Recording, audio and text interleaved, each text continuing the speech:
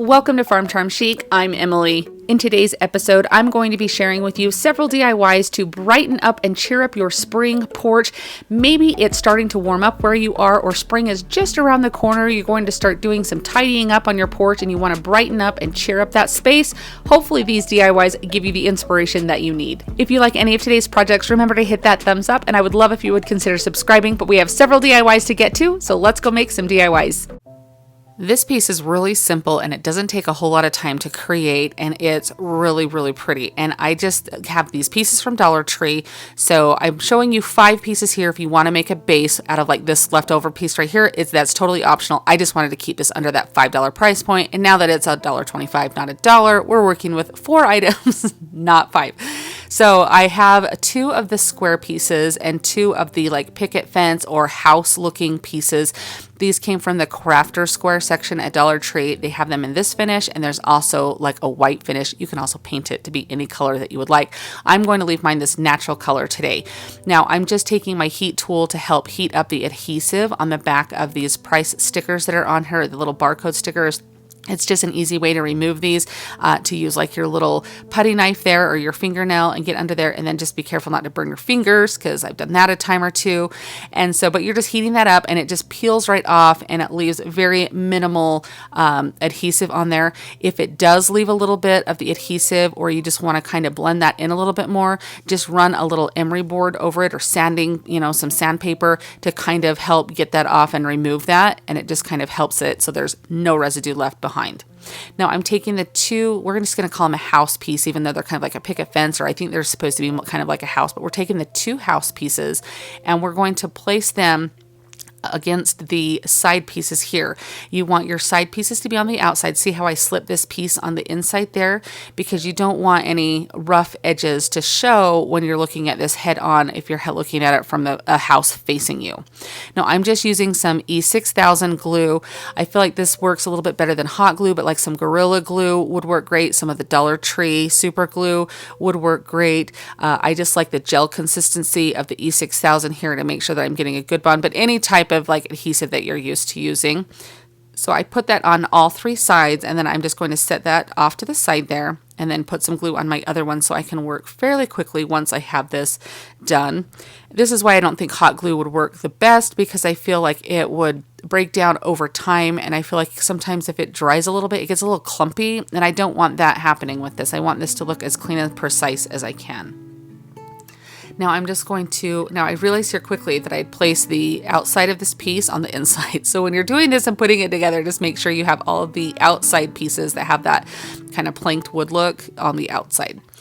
And you can do this with any wood pieces. I mean, say you had like a couple pieces of picket fence or some scrap wood in your garage, you could definitely cut these down and make this. You wouldn't have to use anything from Dollar Tree. If you already had some scrap wood, it would be a free project for you to make. So I'm just fitting these together very nicely here, making sure that I line all of the edges up. You do have a little bit of movement with that E6000 that you can kind of scoot any of the pieces around as you need. Now I love these clamps. These are some of my favorite clamps. I have them in a couple of different sizes, and it really helps to get that pressure and leave that on until that E6000 dries. And then this is going to be a pretty permanent fixture here.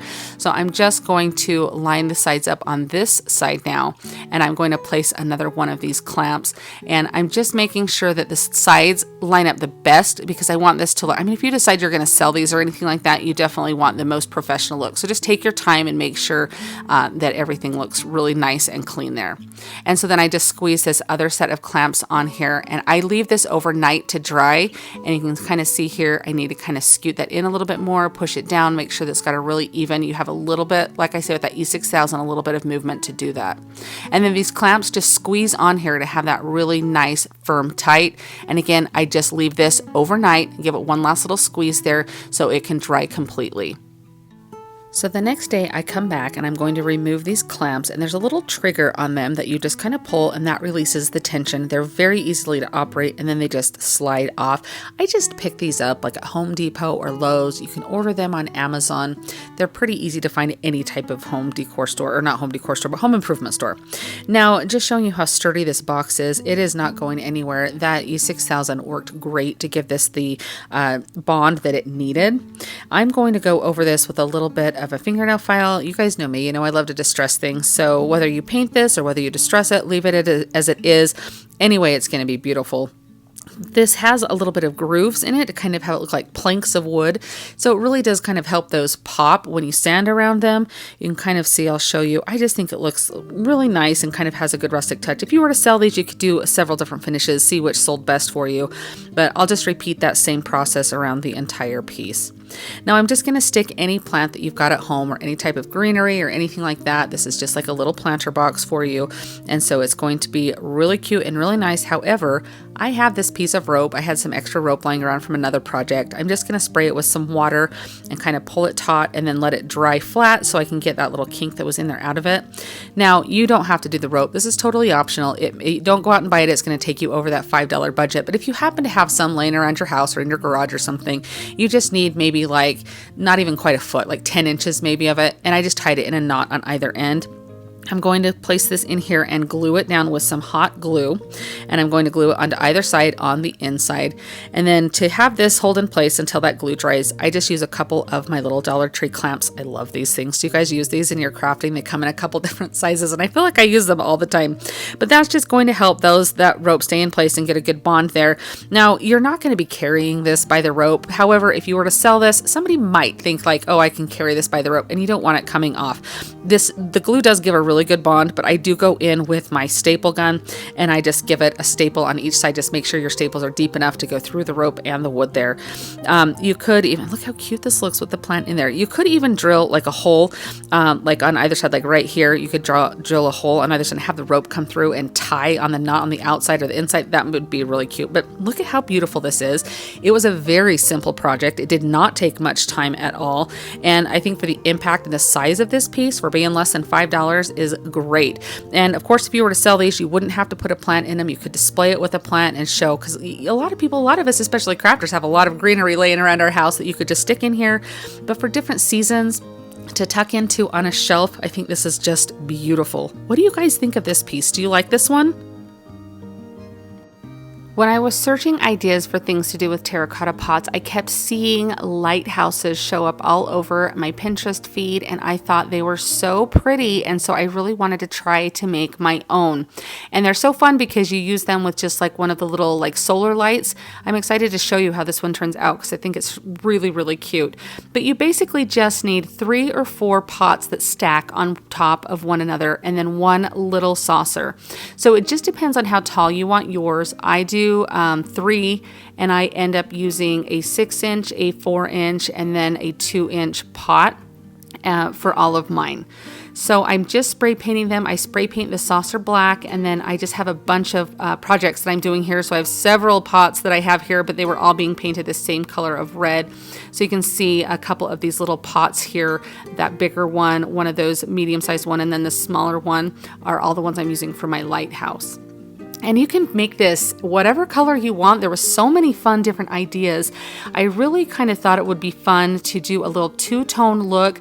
When I was painting this, all I could see was Christmas when I first started. And I thought, oh my goodness, I'm not ready for Christmas yet. But rest assured, we'll probably have Christmas in July coming up soon. But this doesn't look Christmassy once it's done, I promise. But all I could think of was like Santa's coat right here.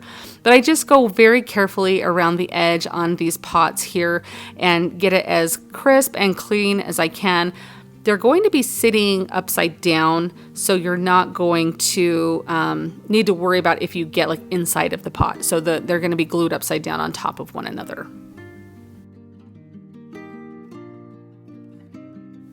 If you're wondering why I'm using this type of pot for my little one with this little teeny rim, it's because I could not find any of the 2-inch pots with the normal size terracotta pot shape. So you can see I kind of just worked with what I had and went with it, and it ends up looking just fine. Dollar Tree, I had no terracotta pots when I went to look for them. So if you happen to find some there, stash up on those. So now I'm just adding some E6000 on the inside of the pots that I'm going to be placing upside down on the other pot. You can see just around that rim where it's going to make contact. And then you're just going to let these sit for at least a half an hour to a couple of hours to kind of get their firm hold on there. And then you can move on to the next step.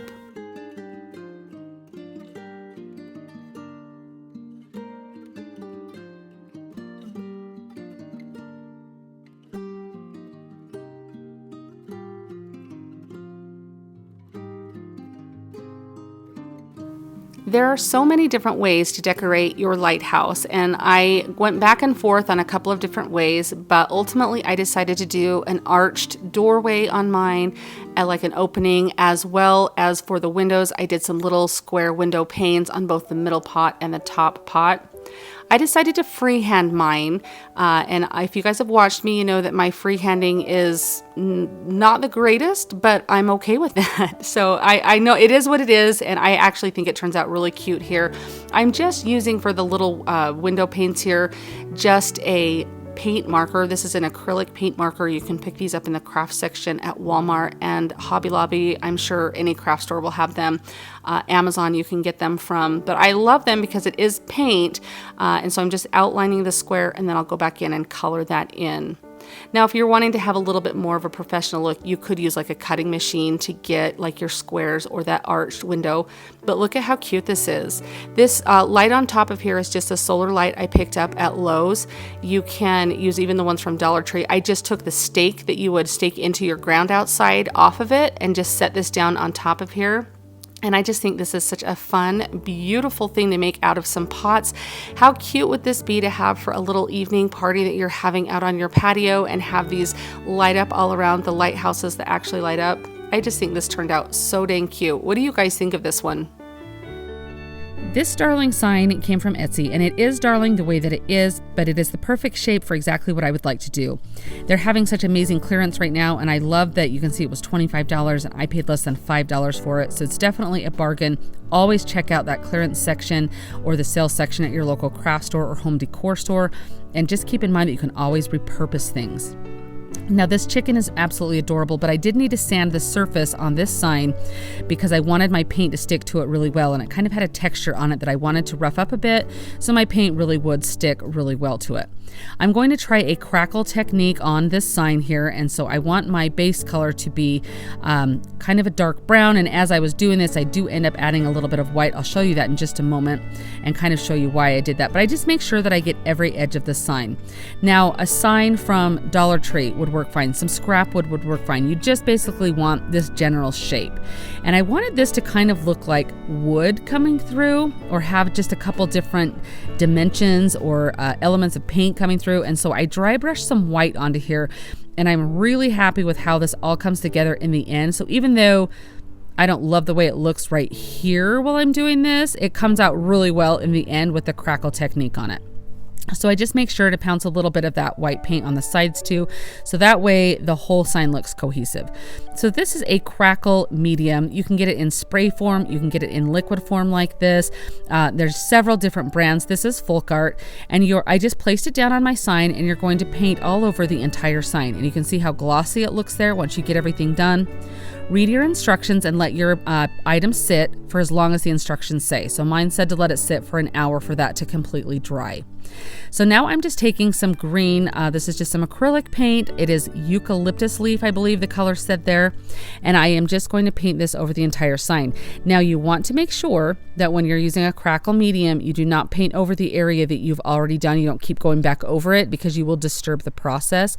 So that's why you can kind of see me working in sections here. And you can already see in that first area the crackle is starting to take effect. Now, the crackle medium is something that's been around for a long time. I think it's kind of gaining a little bit more popularity now. So I was so excited to be able to use it and kind of show you how this works. You can see there how that crackle starts to look. I just love it. Now, while this paint was a little bit wet, I took my finger inside of a baby wipe and went along some of the edges. This sign had kind of a natural wood edge to it that kind of had some like cut marks in it. And so I just went along with my finger along each of those. So that way, to kind of distress it a little bit more, kind of a wet distressing here. So that way the edges of these little details on the sign kind of popped. So if your sign doesn't have that, obviously you may want to skip this step here, but just showing you that when you have fun little detailed edges or things like that, it makes them pop a little bit more if you do kind of do a little bit more distressing. Now, I know at Walmart, your craft store, a lot of different places are starting to carry a huge amount of these wood cut letters. So you don't have to do this. You can use stenciling, you can do a Cricut, you can hand do it, you can print on tissue paper, but I just wanted to show you all these different types of letters that I found at Hobby Lobby. They also had these darling galvanized letters, which would have been really cute. Of course, you just want to pay attention to the price of them. I am just doing these letters right here that spell the word herbs. I thought this would be perfect for my porch this summer, so that way I could have a cute little herb garden, and I just thought the colors on this sign were so cute. I did take a little antiquing wax around the edge of all of these letters to kind of help them pop a little bit more, and I'm just using some super glue. This is like the DAP brand that I get at Lowe's, Gorilla Glue, any kind of glue, even the stuff you get at Dollar Tree would work fine. I really like using that on these letters with the paint. I feel like you get a really good bond, and I don't have a problem with them sticking or coming off or anything like that. And you do have a few seconds of time to be able to move your letters around after you place them down, so you can kind of manipulate them a little bit. But look at how darling this sign turns out. I love this. It's going to be perfect for my porch. I love the colors and the contrast, and you can see with the crackle how you get both the white and the brown from behind, and I think that really adds such a darling element to this sign. What do you guys think of this? Do you like this? I recently picked up these signs from Dollar Tree. Now, they were with their New Year's line, I think. I could be totally wrong on that, but that's kind of where I found them when I saw them. And I picked them up for their shape because I thought they would be perfect to make a crate out of. So that's what I'm going to do. I'm going to use some wooden crates from the Dollar Tree crafting section, as well as some wooden slats you can see off to the left there that I got off of Amazon. I'll leave a link to those in my description box. Now I'm just taking some E6000 and some hot glue, and I just realized that I'm gluing these backwards, that I put the glue on the wrong side of the crate. I really confused myself. There's not really a dedicated front and back. These crates happen to be the one that have like a laser cut design on one side of them, not on the back side. So in my mind, it was going to make a difference of which way I put them, but in theory, it didn't make a difference at all because I cover it up with the wooden slat. So you'll see what I mean by that. You're just going to take one of your bottle signs here and one crate and glue it to the bottom, just like you can see that I'm doing here for 2 of these. And that's going to make a long crate for you. Now to glue the crates together, I took some wood glue and some hot glue. Probably could have stuck with E6000 and been just fine, but I just went with the wood glue here and it held up great. Now you could easily use paint stir sticks for this project. I just didn't love the little like indentation that you get in the stir stick, so that's why I specifically searched for these on Amazon. And I'm just going to glue them up the side. I was trying to decide how many I did. They're definitely like imperfect sticks, and so you kind of have to see which ones bow a little bit in which direction or which ones will fit the best. So that was kind of what I was doing there. And then I do use some E6000. I did go back in with some hot glue. I don't think I show that, but a combination of the two is the best. Of course, as you probably know from watching a lot of crafting channels or mine, that you get that instant hold from the hot glue, and the long-term hold is what comes from the E6000. Now I decided to kind of space my top slat up just a little bit, so that way you kind of had like a little peekaboo moment going through your crate here. I had seen some recently in one of the boutiques I was at that kind of had that, and I really liked the look, so I was kind of going for that here. And then this is just a dowel that I picked up in a package of dowels from Dollar Tree, and it fits right through the hole of that sign perfectly. So I do have to cut down one of the ends though, and how I love to attach these is I just use some little wooden half beads, and you can pick these up at your craft store, you can pick them up on Amazon, and I just am gluing one to one end, and then I will place, kind of put some glue in there and stick my, I almost want to call it a skewer. This is thicker than a barbecue skewer. It is an actual wooden dowel. But you can see I'm just using, those are like the dog toenail clippers that you can pick up at Dollar Tree. I've seen a couple crafters do that, and so I have a pair in my stash just to do that. But, you know, if you have some miter shears, those probably work a little bit better. Anyhow, you just want to cut this down so it's going to fit in there, and then you can cover up that other end with another wooden half bead, and I just hot glue those on, and that's all I do, and that's all the holes you're going to need. Theoretically, this is not going to be something you'll be carrying around. It's just for decorative purposes, so it doesn't need to be like an ultra sturdy dowel on there. It doesn't need to have like the extra glue or anything. Your hot glue is going to be perfect. Now comes the fun part of deciding how you're going to decorate your crate. I decided to go simple with mine. I am loving this sage green color from Folk Art chalk paint, and it's kind of a little bit deeper than like the celery color, and it's got a really green undertone rather than a blue undertone, kind of like the vintage duck egg that I use a lot. So it just, I don't know, for some reason I'm just feeling this color a lot for spring this year, and I do brighten it up with a little bit of some white dry brushing over the top of it, but not much. Now you could put a decal on this. You could jazz yours up as much or as little as you wanted, distress it if you wanted, but I really just loved, I'm kind of getting in all the nooks and crannies here to make sure that all of the paint or all of that wood is covered up. Now here's where I go in with some white chalk paint, and this is just a little bit of dry brushing to give it a little bit of texture. Totally optional, but I love the way that this looks, and since I really have a spot in mind where this is going to go in my home, I was kind of going for the stuff that I like on it. So you can just see I cover every little bit with the dry brushing. Always remember to hit like the sides and the insides of your projects. That way if you see it from any angle, it all looks cohesive. Here it is with some herbs. These are just some faux herbs that I have from like the floral accent section of Hobby Lobby, and I love them. I love the pop of the purple. I want to say I think that's sage in there, and then some lavender that bring in the purple there, but just the different textures and the different leafy greenness of these herbs I think just really are beautiful in there. And that's why I love the green color that's on the paint color that I used on the crate itself, is because it contrasts really well with the greenery. I just really love this and think it's beautiful. I think this is going to add such a fresh look to my home. I'm going to make a really cute candle riser out of these terracotta pots. It's just one pot and one saucer. I believe this is a 4-inch pot that I'm using here, and then just the matching size of saucer. So after I take off the tags on these, I'm just going to glue these together. I'm painting both the bottom and the top the same color so I can glue them together before I spray paint them. If I was going to do separate colors, I would probably or obviously want to spray paint them separately and then glue them together, but since I'm going for the same color, we're going to glue them together now. I'm just using some E6000 to do this. This is the best hold that you can have. I've seen other people use Loctite. I've never used that, so I'm not familiar with how it works, but I do know that the E6000 works great. So I'm going to do my best to center the saucer on top of this pot just by kind of moving it around so I can see. You have a lot of like manipulation time with this E6000. It's not like an instant hold, and so you've got a little bit of time to kind of make sure, like maneuver things if you need to. Now I have these clamps, and honestly I don't think these are necessary, but I was trying to get a really good bond between that saucer and the pot, but I think if you were to like set it down and stack some books on it, you'd be just fine. So this is a really fun color of yellow here. I love this. I've been using it a lot so far this spring and summer, and I thought it would be a really fun, bright color to use to put on my porch. So I'm just going to go around this with the spray paint and give this a really good coat. Now I do want to mention that you always want to, at the end, if you want to have these protected really well, add a clear coat to each of these projects that I'm doing today at the end. That way they're going to withstand the weather, especially if you're going to keep them outside.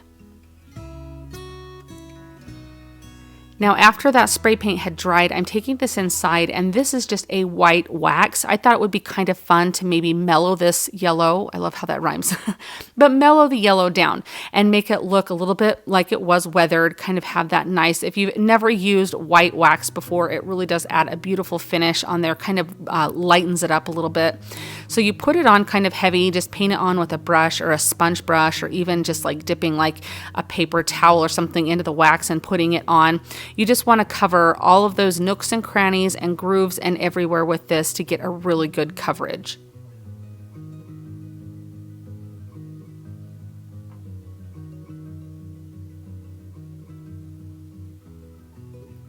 Once you've got the entire piece covered, you go back in with a baby wipe or like a paper towel, and you're going to wipe this back. Now you can use a wet paper towel that will wipe, or a wet wipe that will wipe way more of it off. If you use a dry paper towel, you're going to wipe less of it off. So it just kind of depends on the look that you're going for. But the fun part with this is there's all these grooves that are in like the ledge and everything on the terracotta pot that you can kind of see that wax kind of stays in. There's even like a little blemish here that wax goes down and kind of stays in there and kind of helps show that. I really like the way that looks. So it's a matter of personal preference, but it's a little bit different than that antiquing wax that you've seen.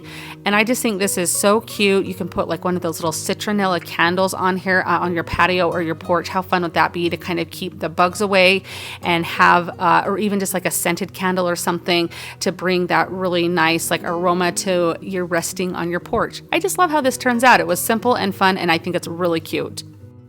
All right, I used the flowers from this pot in a earlier thrift flip, so I'm using the pot now, and it has this horrid styrofoam in it. It is that kind that breaks apart, and it's very staticky, sticks to everything, lots of little styrofoam balls everywhere. And I want to show you that as I was pulling this out, I noticed it had like some wires in there. So whenever you're doing anything like this, just be very careful. You never know what you're going to find, and you definitely don't want to cut yourself on anything. You can see off to the left, there was actually 2 of those in there. Now this styrofoam went to the very bottom of this pot. I just didn't want it around my home. I wanted to contain it, get rid of it, and let's move on from it because I hate this stuff so bad. So I just scraped down the edges here just to get everything removed from the pot. And you can kind of see it's just stuck to my hands everywhere. Now, in case you didn't know, if you are to mist this with like a little mister bottle, you can put your hands like over the trash and spray your hands down. It reduces the static electricity, and it makes it much easier to kind of work with when you're cleaning it up. So keep that in mind. Now you can kind of see here that I'm painting this white, but you can see the difference between the tone. That original tone is kind of a yellowish greenish undertones to it. I don't love the color, but I really just want to try a different technique. So on the second coat of paint, I go up and down with a sponge tool. I just want to reduce the brush mark so it has kind of an organic, natural look. Now I went out to my flower bed and I grabbed some dirt and I sprayed it with my mister bottle to kind of get the consistency of mud. And I'm going to rub this all over the pot. I've seen this on Pinterest, techniques where people do this to kind of get that earthy, dirty look to like the plaster pots like this. So I wanted to give it a try. And this is the perfect project since it's a thrift flip. If it goes wrong, then I can just toss it and move on. But I really just thought it would be fun. So I'm just rubbing this all over, just smearing it, rubbing it in so it gets into all of the little nooks and crannies of that plaster. And I even go all over the inside of the pot as well, just making sure that everywhere is covered and that was pressed in really good. I even took my Cricut scraping tool. You could use just like a leftover gift card or something to do this. You could probably even skip this step. The mud was just so caked on here that I wanted to scrape the majority of it off, and I thought this would push it into all of those little crevices a little bit better as well. So I'm spraying it down with my mister bottle here to kind of get the excess off. I just want to wipe this down now and clean this off. Now I go through this whole process and I realize there is an easier way, but I wanted to leave this in here because if you can't get outside to use like your garden hose and you're doing this like on a table or your sink and you don't want a bunch of mud going down your sink, obviously, I just left this in to show you that you can do this with a mister or a squirt bottle. And it works just fine. You can get all of that excess dirt off of there. So this is when I realized that I'm like, I've got to spray this out. So I take it outside and I sprayed it. I sprayed the entire pot down and it left a good amount of the dirt on there. All of those little crevices kept that dirt. So to get it a little bit more, because it did kind of get it a little bit more clean than I wanted, I'm just taking one of the dirty rags that I have here and just kind of in a stamping motion, like a texture stamp, I'm just going up and down to add a little bit more of that dirt to it. Obviously, if you're doing this process, you like the look of dirt, so you probably would want to do this to kind of keep that real organic look. But I go around the lip of the pot, inside of the pot, everywhere. I wanted this to look like, since it's this plaster, like maybe had just been found out in like a French country barn somewhere that would used back when somebody was growing their seeds or something like that. Just a real organic look to it. And once all of that's dry, the dirt and the mud and everything, I go over it with some Mod Podge. This is just going to seal everything. So if you leave it outside, which if you do leave it outside, use a waterproof Mod Podge, because if the rain and everything gets on it, you don't want Mod Podge running all over, but you want to protect that aged look that we just gave it. But look at how beautiful this looks. I mean, I think this turned out perfect. And this is something that you really could use and style all year long. I mean, imagine at Christmas time with a really pretty evergreen in there, I just think this turned out so beautiful, and it's a great staple piece. And I mean, I think I paid $3. I used for this at the thrift store. I used the flowers in another project, and then with some paint and some mud. I think it looks great. I was very excited. This technique was a lot of fun, a little bit dirty. It took me a few minutes to realize I probably needed gloves on, so start with the gloves.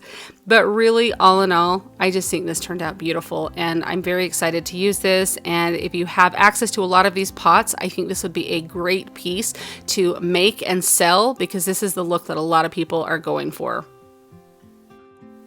I have been sitting on this birdhouse for the longest time. It sat in my stash, and you can see I paid like $3 and change for it. It was on clearance at this little cute farm store in our not our neighborhood, but in our town.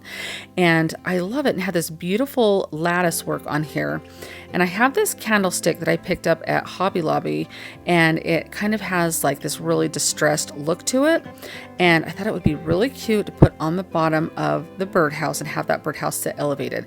But all of this lattice work, I want it to match the candlestick. So to do that, I'm just taking my emery board, and I'm going to it takes me about 5 to 10 minutes, maybe not even quite that long, but a little bit of time to sand all of these edges and kind of really have this beautiful lattice work on there. I guess, is this lattice work, scroll work? I'm not really sure. But anyway, whatever it is, it's beautiful, but I just wanted it to match that candlestick so it all looks cohesive together. And so you can kind of see, even on the surface, I'll kind of go on there and sand that paint away. You could even use, if you didn't want to sand, you could just get like a mineral color of paint and do the same effect with paint. I'm using a combination of hot glue and E6000. This is just going to give you that permanent hold with that E6000, and that hot glue is just going to work as that temporary bonding agent while that E6000 cures, so that way it's going to have that quick hold to it. You don't want to use just hot glue in case you were to place this outside, because then if you live in a really hot climate, it can melt the glue, and so you just make sure that you use both the E6000 and the hot glue on something like of this size here. Now, as I'm doing this and I'm centering this as best I can, I'm looking here going, okay, there's this rope on top of here. I don't know what to do with it, because obviously it's not going to hang anymore. So I just took my pliers and I pulled it out, but then realized immediately like, oh, there's a hole in the top of the birdhouse now. So in my mind, well, I would have used wood filler if I would have had that. So that's probably what I would have suggested. But I took a little wooden bead and I put some twine in it, and I tied a knot at either end of it. So that way the twine fit down into the hole. So I'm just using some glue on that to get that set down in there. And then it's kind of got the little knot at the top to kind of finish off the look. I don't know, maybe it's the bird's chimney. I don't know. In my mind, it worked. So, but I really do think this turned out so cute. And I've been sitting on this birdhouse. It's sat in my stash for almost 3 years. And I just didn't love the shape of it or how. I just wanted to do something with it. And I really think this was the perfect thing to do with it. So hopefully you can use this technique with any other birdhouse shapes or things that you find. This is so fun because you really could leave this out all year long. It's not just a springtime item. What do you guys think of this one? This is one of those projects that the basics are pretty much so simple that you can use them on any project. But I really wanted to have a cute little arrow that said seeds on it, kind of to put with my garden decor, maybe on my patio. I thought it was really kind of fun. Now, I got this for $1.74 at Hobby Lobby, but Dollar Tree has arrows all the time. But you don't even have to do an arrow. You could do it on any type of sign blank that you have. Now I'm just going to use these stickers from Dollar Tree. If you have a cutting machine, you could cut your own. You could even go in the scrapbook section at the craft store and see the different types. They have so many different fonts and letters. You could even paint them to be whatever color you wanted. I just wanted to keep this nice and simple, just like somebody, you know, like, hey, you like my flowers? I'll sell you some seeds. They're this way. So that's kind of the vibe I was going for. So I'm using my ruler to kind of space all of my letters out, which works really nice. But you guys, I have a question for you. On these letters from Dollar Tree, have you noticed that the S's are, and some of the letters are small, like they're not consistent in their sizing, and maybe they're not supposed to be, and I'm missing something, but I wasn't in love with the fact that the S's seem to be a little bit smaller than the other letters, and maybe it's just my eyes playing a trick on me or my mind. I don't know, but they seem like they were a little bit smaller because I mean, look at it compared to those E's, but anyway, it ends up looking fine, but I just thought I would see if you guys have ever noticed that or if I'm just wacky. Now I do take my stencil brush with a little bit of white chalk paint on there and go over it just to kind of dull the sheen down, and it kind of makes it look aged on there. And then I just took some really watered down antique wax and I just put it on my chip brush, and I'm trying some different methods of getting some little dot sprays all over projects here, but that's how I got some little dots on it. Now if you've ever seen those signs at Dollar Tree, keep the stakes off of them if you use them for projects, because I'm going to use that to make this a stake. But first I just put some Mod Podge all over the sign. This is going to help to keep those stickers there. It's going to protect this from the elements or anything like that. Just kind of give that extra layer of protection. But see how that stake will be so nice to put on the back of this? So I'm just using some E6000, and I think I put a little hot glue on here too, just for that immediate hold, but I end up stapling it with my staple gun, so you probably could skip the hot glue if you do that. But I really wanted this, if I put it, I think this will be so cute in one of my front planters on my porch. And so I wanted it to, we get a lot of wind where I live. I didn't want it to fall apart or anything like that. So that's why I went with the E6000. And then I got thinking, I'm going to staple this with my staple gun. So I think I put about 4 staples in there. That might have been a little overkill, but I really didn't want this to go anywhere. See what I mean? This was such a basic and simple project, but it turns out so cute. And I mean, you can do this with virtually any surface and spell out whatever you want, but I just think this is going to look so cute in one of my potted plants. I love it. If I had a really cute garden table or something, or a potting table, I would have it kind of by there. I think that would be really fun. But I just love the vibe of this, and it really does just, you could leave this out all summer long, I think, spring and summer. What do you guys think of this sign?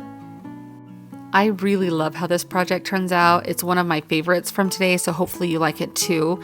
Now I picked this little glass jar up at my thrift store, but I am making a gumball machine out of these terracotta pots and this glass jar here. So Dollar Tree has a lot of glass jars the same type of shape, or you just really need something that would be like the glass portion of a gumball machine. So you might already have something at home, but definitely check Dollar Tree. Now I was trying to use my pliers to remove this like metal wire that's holding that lid on, and it was a lot stronger than I thought. So I got out my heavy duty snippers there, and it made quick work of getting that off.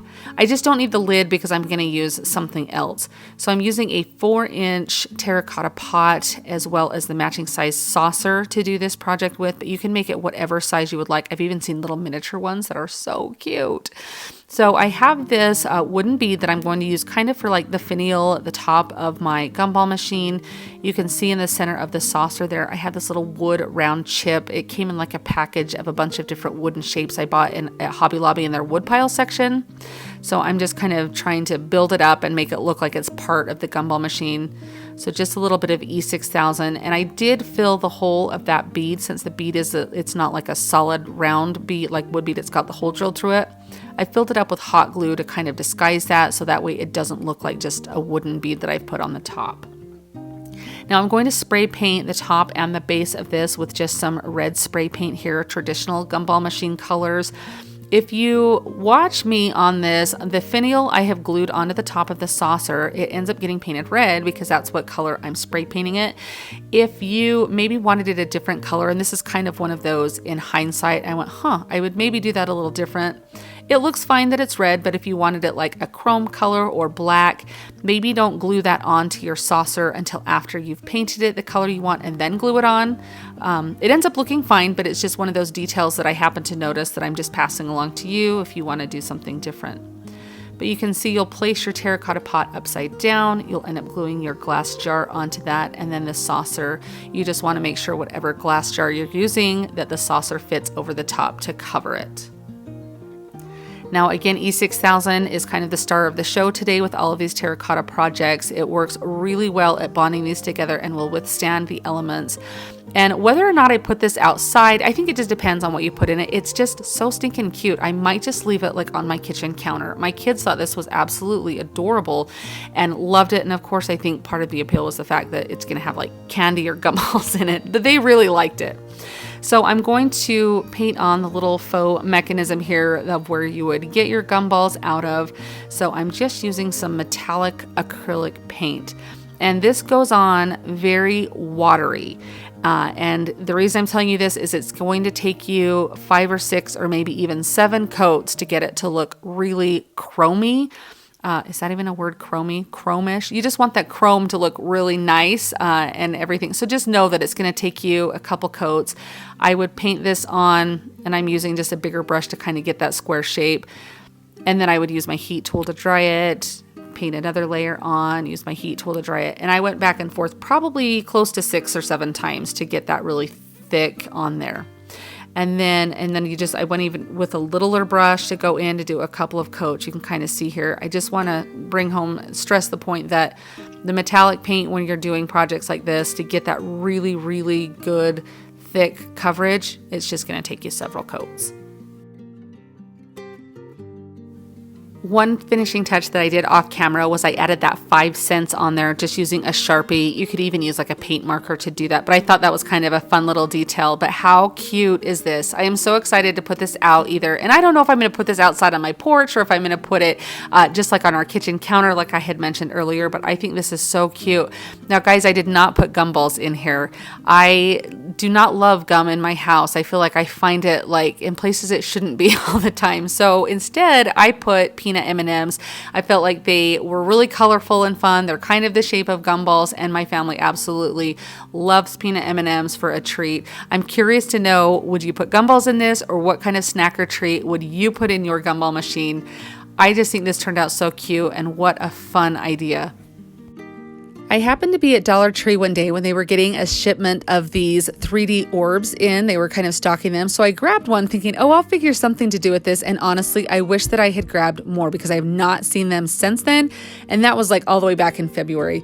So I just put the orb together, and I'm taking this candlestick from Dollar Tree, and I'm just using a massive amount of hot glue to glue this orb to this candlestick.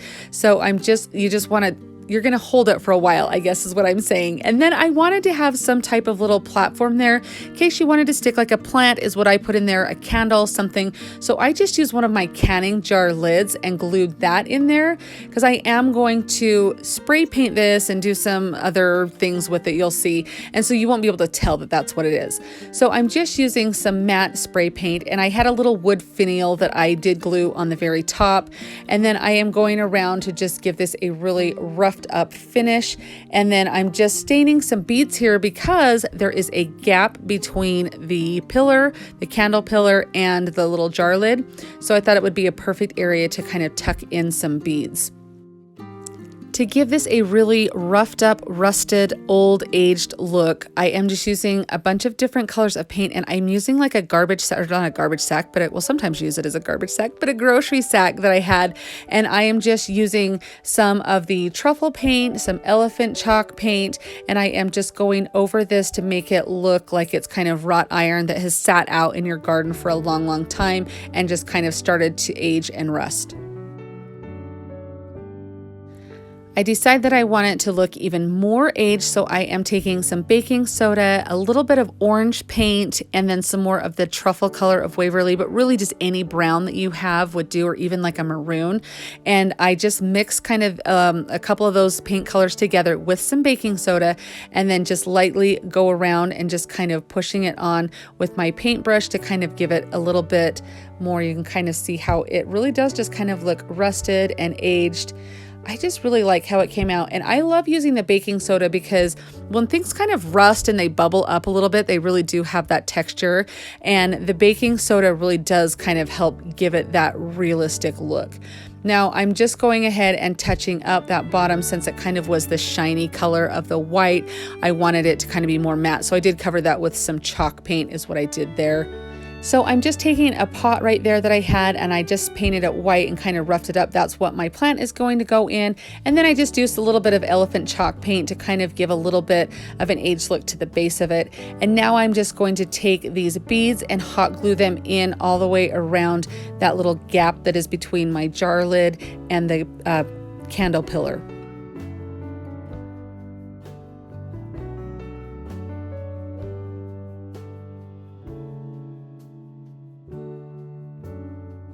I do take just a little bit of what dry paint is left in my brush there and kind of brush it over the beads and everything to kind of brighten them up a bit and make it look like one cohesive piece.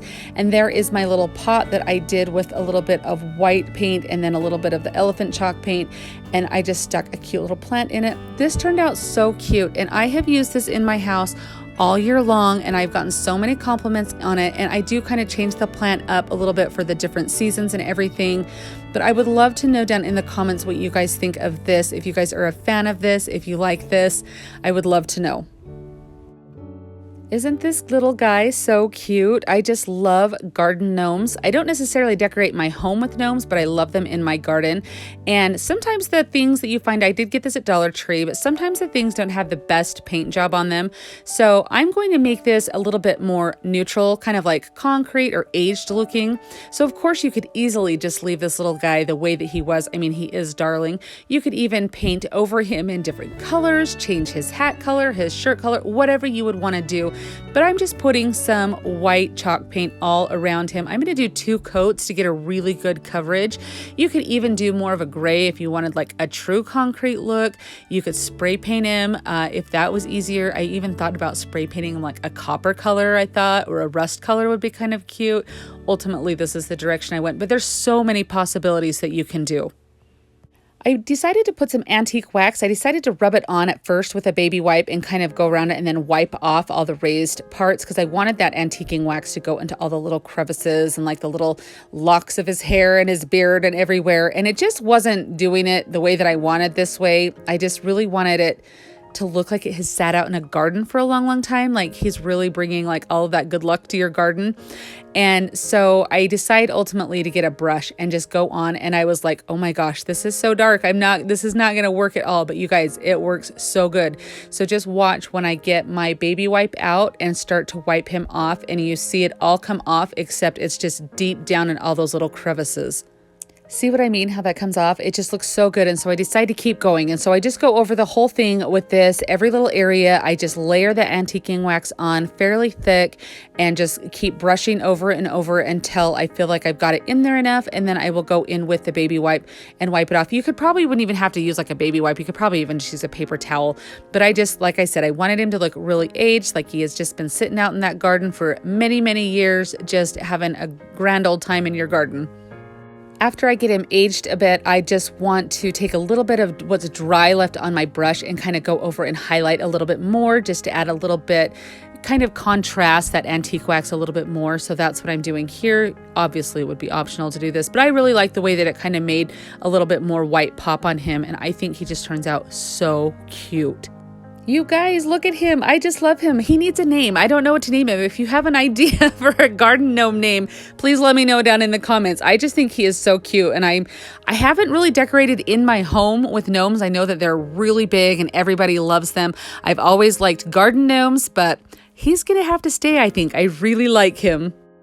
All right, so I got this wreath form at Hobby Lobby in their wood section. It was $15 at 50% off, so I got it for $7.50. These wood beads, I don't have to paint any ping pong balls. It's cheaper than Dollar Tree because when I made my ping pong ball wreath, I used 7 packages of the ping pong balls. I had to buy $1 for the wire wreath form, and I had to go out and buy special wire cutters to cut that down.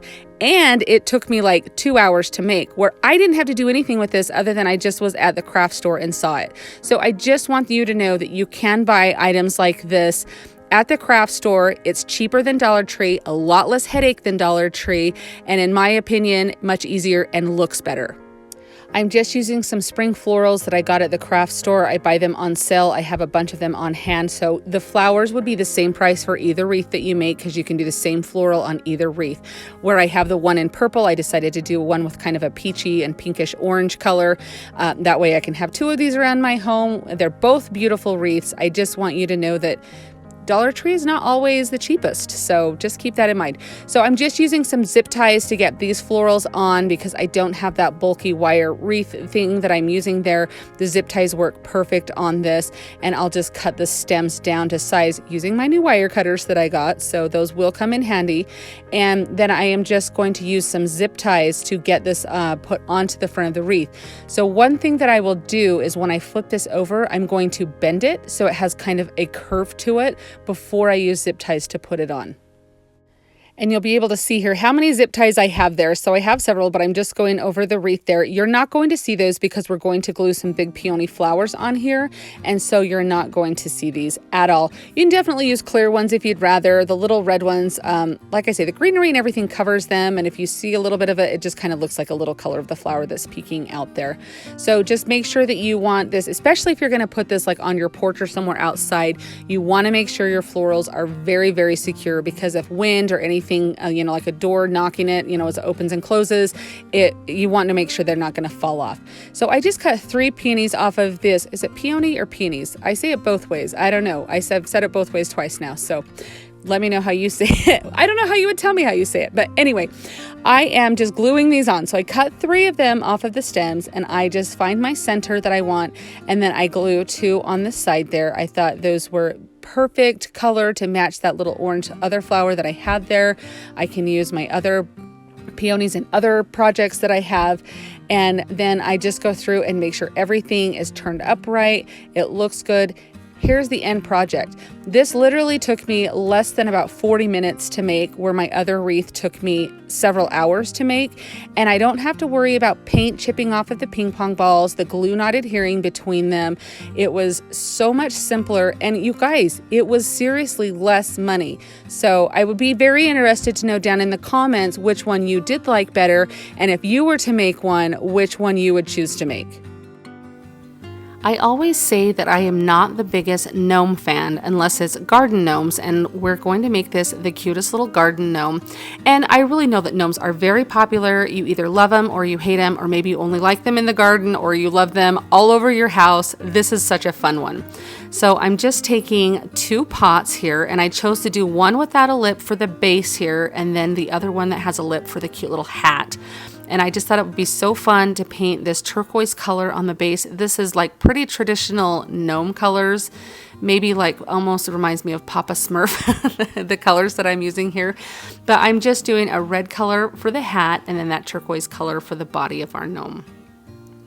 And then once I take these inside here, you can kind of see that this is so smooth and flat, the base here. And I picked that one up at Lowe's, and Walmart was where I got all of my other just traditional shaped terracotta pots here. And these are the 4-inch size for the hat, and it's about just a little over 5 inches on the base that I'm using. But you could easily use one of the traditional shapes for the body here. Now I'm going to just freehand a beard on here. I thought I couldn't mess this up too much, freehanding a beard. We'll see what you guys think at the end here.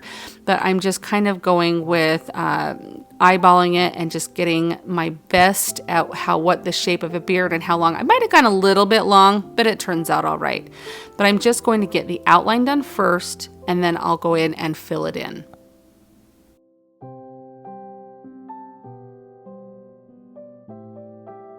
It did take a couple of coats to get the coverage that I wanted, and on the last coat I went ahead and just kind of pounced my paint on there to give a little bit of texture, so it was kind of shaggy looking like a beard, and it looks really, really cute. So it's got a really thick coat of paint on that last one. You could even add a little bit of like plaster or something into it to give it even more texture. So now I'm going to glue on our little gnome's hat, and I'm just putting some E6000 on the rim of the inside, just where that pot is going to make contact with the base there. And then you're just going to, it's easy peasy, just set this on, make sure that you get a firm hold there, like that you make sure that the glue is where it's touching the gnome's body.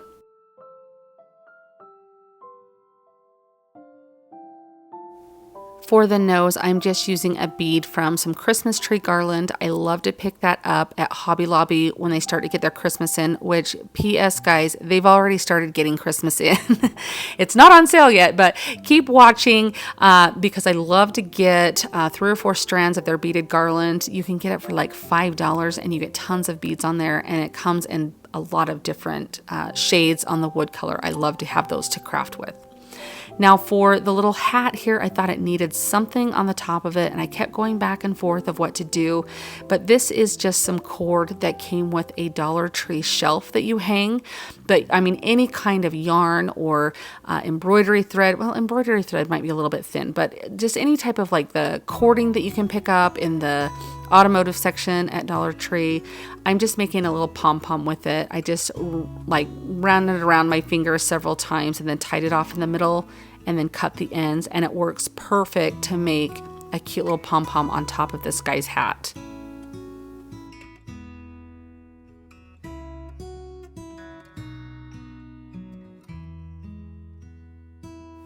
Isn't he the cutest? I just think he's so fun. I love those traditional colors of a garden gnome. To me, like turquoise and red with that white beard just is like a traditional gnome colors. I don't know. Do you think the same? Or maybe that's just me, but I just thought he turned out so cute. He's going to be so fun displayed amongst all of my pots on my porch.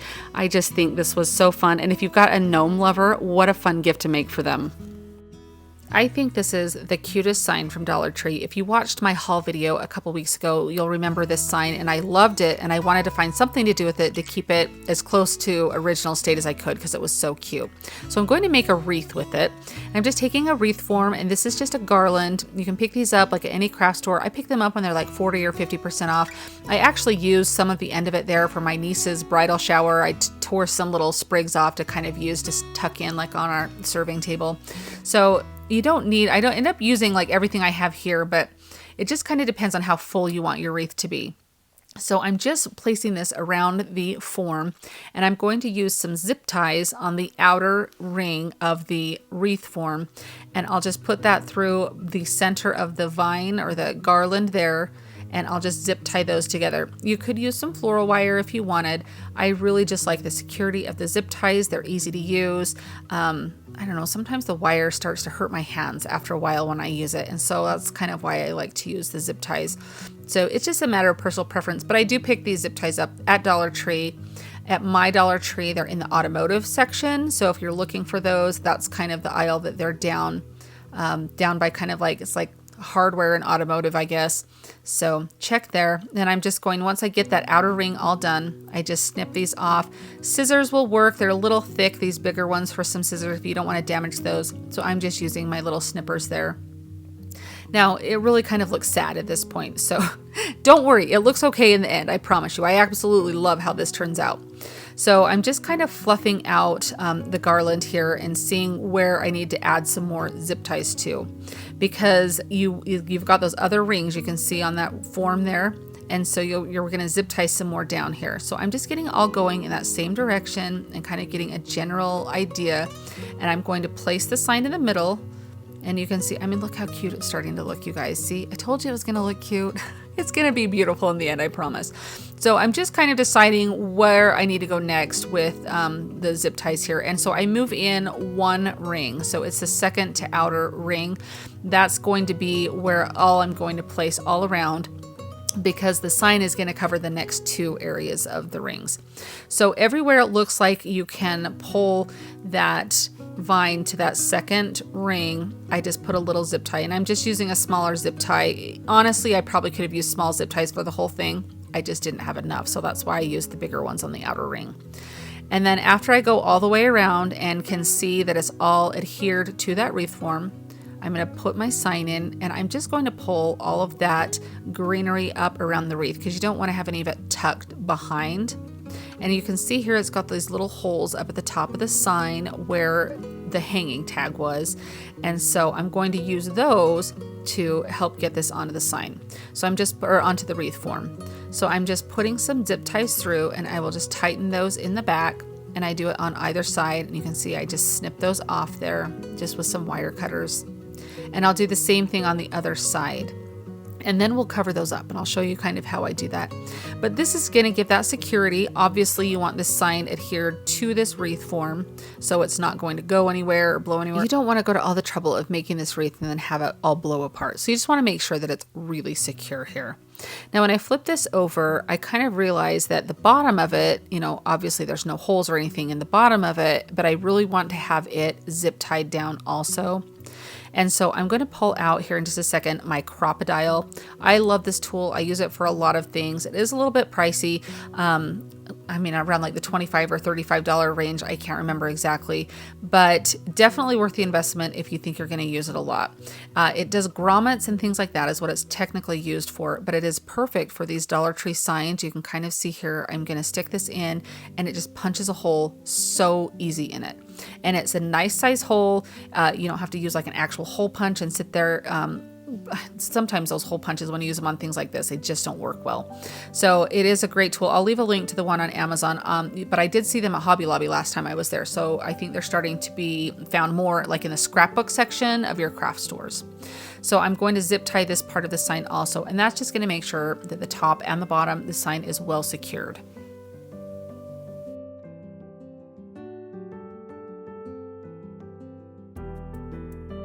Now, to make sure that these little zip ties are covered, I'm just putting a little dot of glue, and I'm just going to press down some of the leaves or the little branches of this little greenery here. You'll still be able to see the welcome, but it will cover those, and that way it makes it so that way you're not going to see like those blaring white zip ties there. I mean, you could paint them, you could add, I mean, whatever you want to do, but this is what worked for me. Now, I have these picks of carrots. I picked these up from Hobby Lobby, and I thought they were so cute, and I originally was just going to take a couple of the carrots and put all the way around the wreath, which would be adorable too, but I thought it would be fun to kind of make a little showcase swag down here at the bottom of it. So I'm just taking 2 of these picks and just putting them, as you can see, crossed over so they meet in the middle, and then it has kind of a bunch of carrots on either side. And you can see I just stuck their little stems through. I'm going to zip tie that right in the middle, so it's going to secure them. And then their little stems, you can wrap those kind of and tuck them into the wires on the wreath form to help them stay put as well. So now I'm going to take some carrots off of this other pick that I have here, and so that way I can, and I actually cut all of the flowers and everything off this pick because they were so cute, and I thought it would be fun and it would make the wreath look so much more full to have these all the way around it. Now I just kind of place each carrot on here, and you just kind of play around and see how you want them, if you want them every which way. As I get this one in there, I decide, no, I want them all kind of facing like the same way as if they were all going in a circle around the wreath there. And since I had 3 little sprigs of these white flowers, I just stuck one in with each of the carrots there.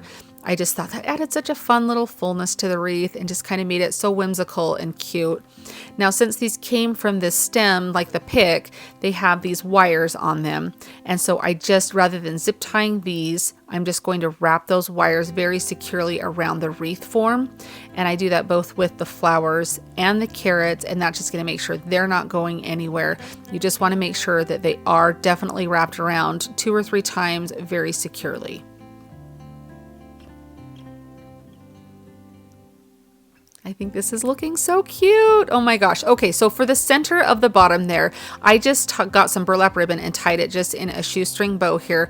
I thought that was just perfect. You could embellish this any way you wanted. You could have left it with the raffia there. You could have made a big bow, whatever. I mean, everybody's very particular. I know that sometimes when I make big bows, I get, oh, that bow's way too big. Or if I add a bow at all, oh, you shouldn't add.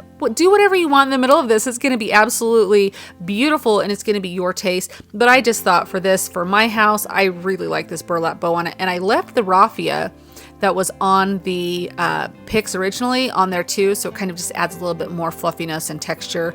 And I did just zip tie this bow on here as well, so it's not going anywhere, and that way it's just gonna be so cute on there. I thought the burlap was just kind of a fun addition with the carrots and gardening, because you kind of, burlap's just one of those materials that you use every once in a while, so I just thought it all fit together. And I just fluffed the bow up here.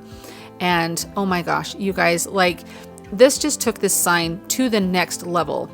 Now, as I'm looking at this, there's a few areas that are a little sparse or that maybe need a little extra.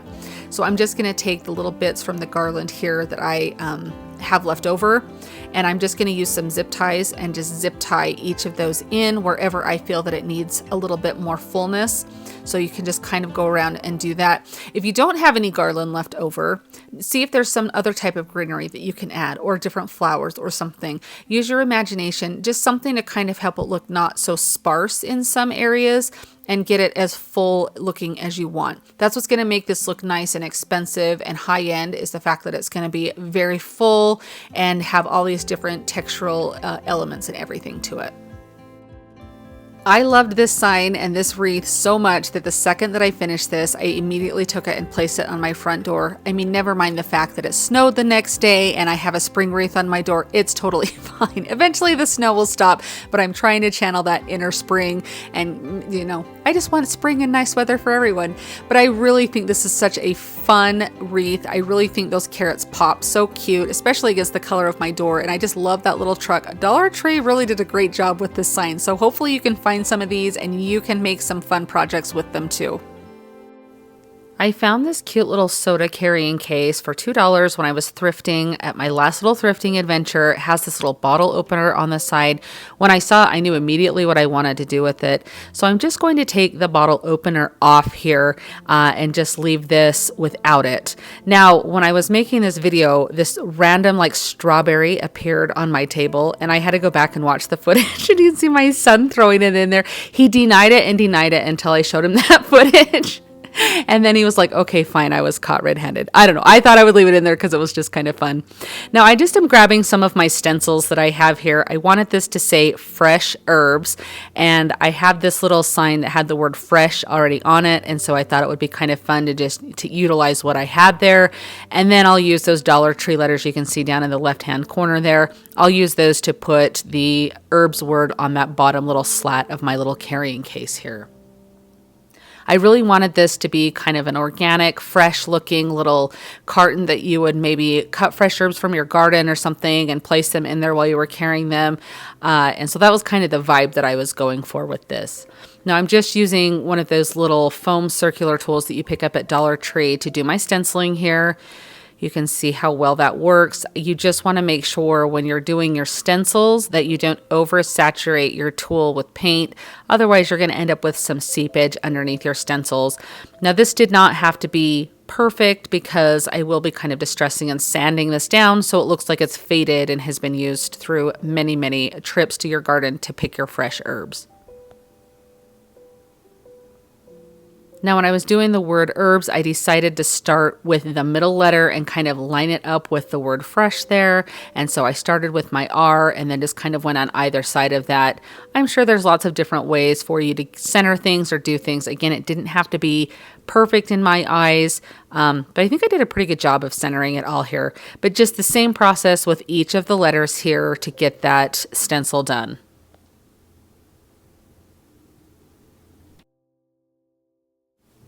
To distress this a little bit, I'm just doing a little bit of dry brushing with some white paint here. I will go and sand this so it won't look quite like so janky or anything. And I do take my fingernail file and I'm just filing all the edges here. And I do go over the words and the letters that I stenciled on there. I just wanted this to look like it was pretty aged and just kind of faded, barely there that you can see those words on there. I pay attention to all of the edges because I will go around with some antiquing wax as well. You can see I'm just putting that on a baby wipe and just kind of going over all of this.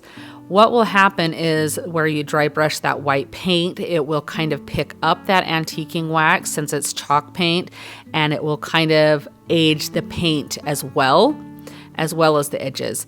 I just put a little coconut liner in the base of this, just ripped one apart from Dollar Tree and shoved that in there, and then just took some of the greenery herbs that I had in my stash and shoved in there.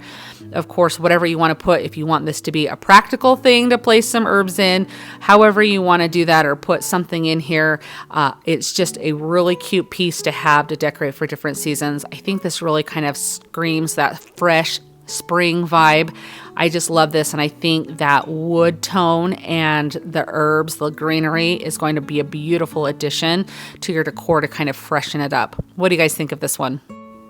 This particular project with these terracotta pots is specifically for my daughter. She is in love with this whole mushroom craze that's going on right now. I have to be honest, it's not my most favorite, but this does turn out really cute. And she, when she saw this, was like, Mom, you have to make that. That's going to be the cutest thing. I would put that in my room. So this is truly for her. And if you love all of these fun mushroom designs that are out there right now, you're going to think this is perfect. But truthfully, this turns out so cute and would be so cute scattered in like your flower beds or something. So I'm just taking just one pot. This is one of those pots without a lip. I feel like these worked best for the bases of these, but again, use a traditional shaped terracotta pot if that's what you've got. And then you just need 1 or 2 saucers to go on the top for the cap of the mushroom. So I end up using 2, but I've seen it where you can just use 1. So if you want to cut down on costs, or maybe you only have 1, you can definitely do that. So I'm just giving the base of this a really good coat of the white. It's kind of an off-white. I think it's called heirloom white, to be honest with you, of the spray paint.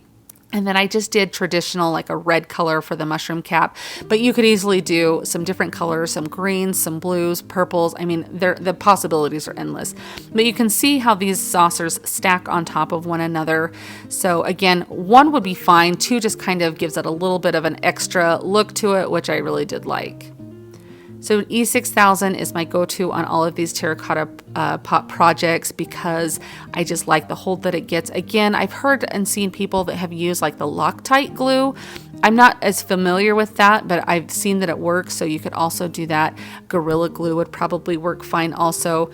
You just want to make sure whatever you're using is going to withstand the elements. If you're going to have this outside, like in extreme heat, like hot glue is not going to cut it for you.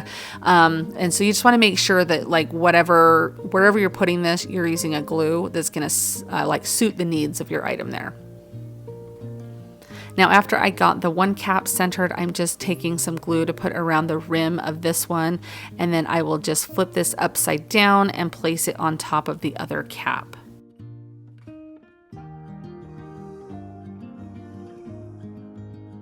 Some of the glue did seep out underneath the edge of that second saucer that I placed on there, so I'm just making sure to go in with a paper towel or baby wipe and just wipe that up so that way you don't have any of that glue that has like seeped through or anything. Now, part of the fun thing with these is the little polka dots that you put on the mushroom caps. And so I'm just taking one of these little sponge tools. I picked this up at Dollar Tree. Any craft store, Walmart will have them. And then I'm just placing it in my paint, swirling it around a couple of times, and then I'll place it here, and you can kind of see I swirl it back and forth. You just want to make sure, I feel like you kind of have like a one shot with this. You could probably go in a second time, but you risk kind of ruining or compromising your polka dots there. So I really just wanted to get each of them like with one shot.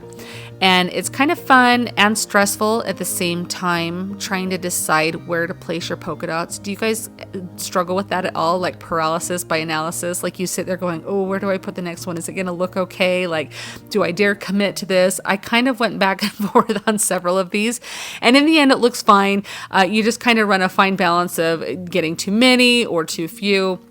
Don't be afraid to go off like the edge of the pot, the saucer though, and have like a couple of half polka dots there, just kind of showing that's kind of how it would naturally occur, I guess, or something. But have fun with it. Don't stress about it too much. I think I stressed a little too much over this, but in the end, I think it turns out just fine.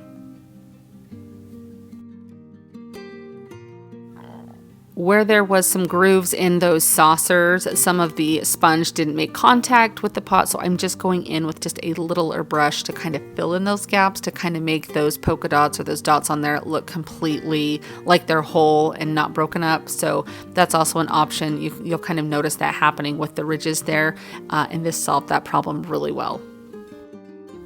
I think this turned out really cute. It has a very whimsical feel. And again, like these mushrooms are so popular right now. And my daughter was so adamant that I make this. So I'm excited to show this one to her. I think it did turn out really cute. I'm going to have her pick out a spot in the flower bed of where to place this. I just think it's cute. And to have like 3 or 4 of them would be really cute to kind of scatter them all throughout your flower beds. What do you guys think of this one? Are you into the mushrooms or do you like this? Would you try this one? I would like to thank you so much for joining me for today's compilation video. I hope that you enjoyed all of these DIYs. If you had a favorite, let me know down in the comments. I always love to hear which ones you guys like the best. Thank you so much for watching today. I'll see you next time. Happy crafting! If you like the video that you just saw and you want to keep crafting together, here's another video that you might enjoy. And as always, remember to like and subscribe. Thanks so much for watching. I'll see you next time.